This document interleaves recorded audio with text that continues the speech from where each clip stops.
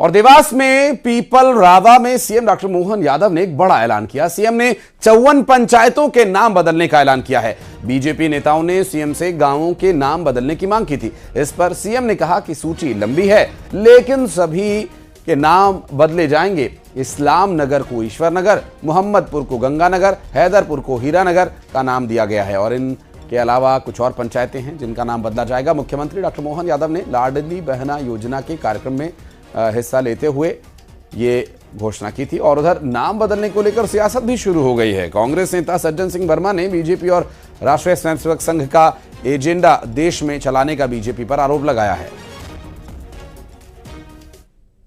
मुझे बताया है कि कुछ इनने गांवों की सूची दी है।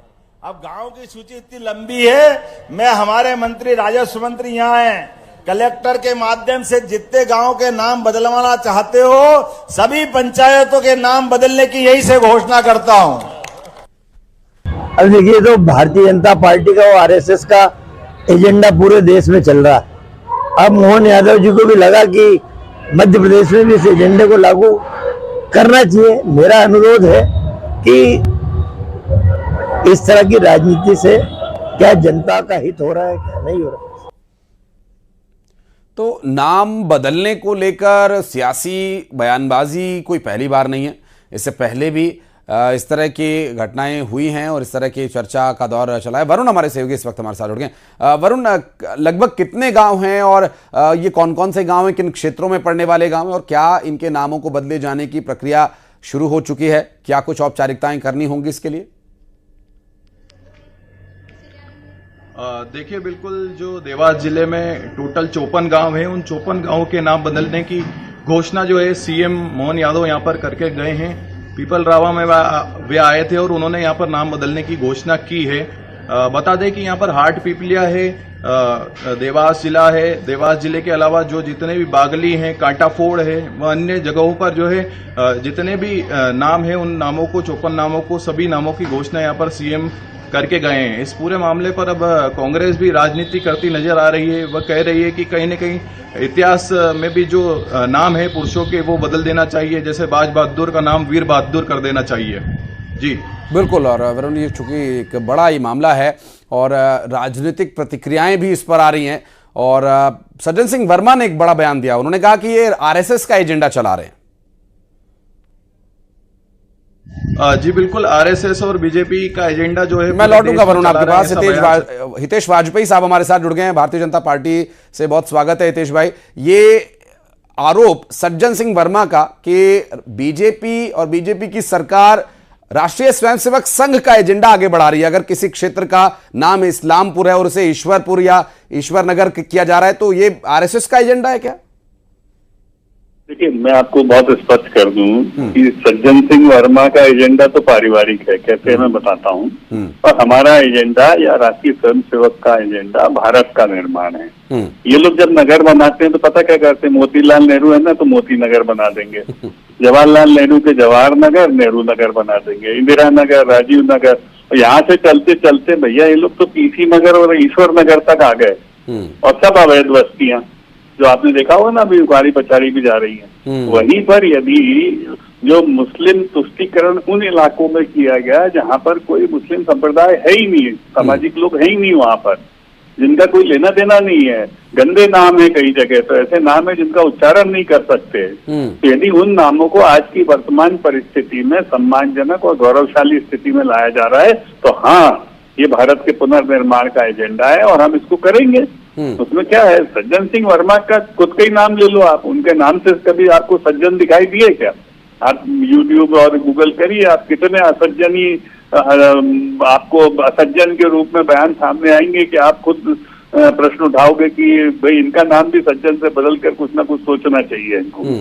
विपक्ष की संतुष्टि के लिए वाजपेयी जी, क्या इस बारे में पहले चर्चा किए जाने की आवश्यकता है कि भाई ये जगह का नाम क्यों बदला जा रहा है? क्योंकि ये नाम बदलने की जो मांग है वो लोगों के द्वारा पहले की गई थी। वहां के लोगों ने, वहां के कार्यकर्ताओं ने आवाज उठाई कि इस जगह का नाम बदला जाए, तब ये संज्ञान में लाया गया है।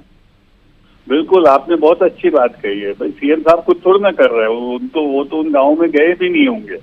वो तो उन गांव के लोग ही इकट्ठे होके बोल रहे हैं, वहां के सरपंच बोल रहे हैं, ग्राम पंचायतें बोल रही हैं, वहाँ के जनप्रतिनिधि बोल रहे हैं, समाज के लोग बोल रहे हैं, तो वो लोग तय करेंगे या सज्जन या दुर्गन जैसे लोग तय करेंगे कि क्या होना चाहिए क्या नहीं होना चाहिए?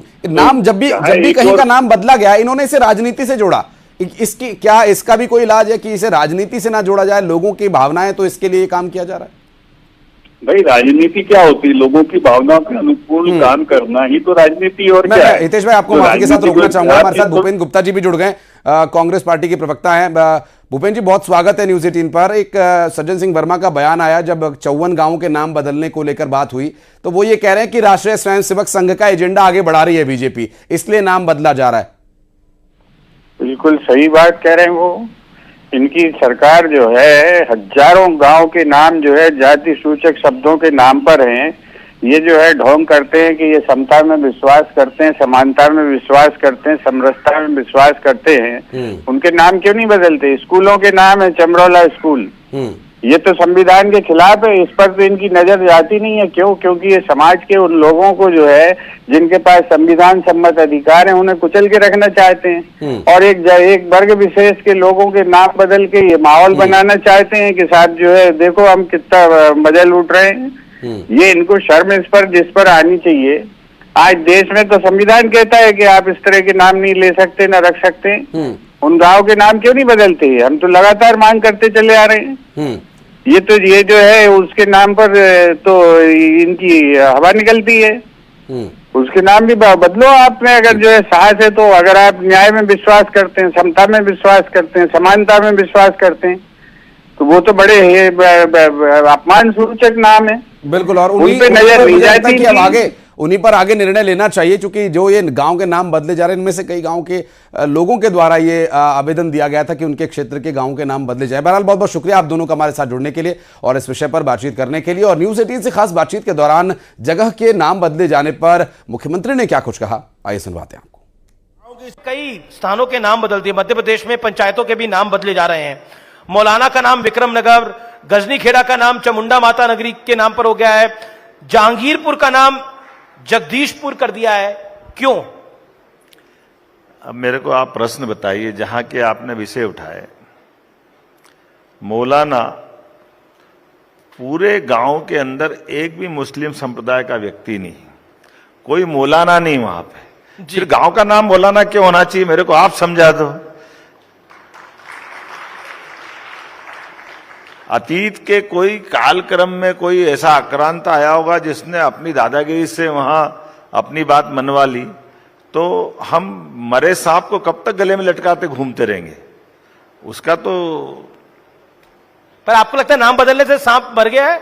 मैंने ये नहीं कहा, मैंने कहा कि जब कोई है ही नहीं गजनी खेड़ी में। गजनी आया था 1000 साल पहले, जब पवित्र सोमनाथ का मंदिर लूटने के लिए वो दिल्ली के रास्ते से सोमनाथ गया था, और धन असबाब और बाकी व्यवस्था के बलबूते पर वो भारत के बाकी लोगों के पुरुषार्थ से डर करके उसने रास्ता बदल के उज्जैन के रास्ते से अफगान गया।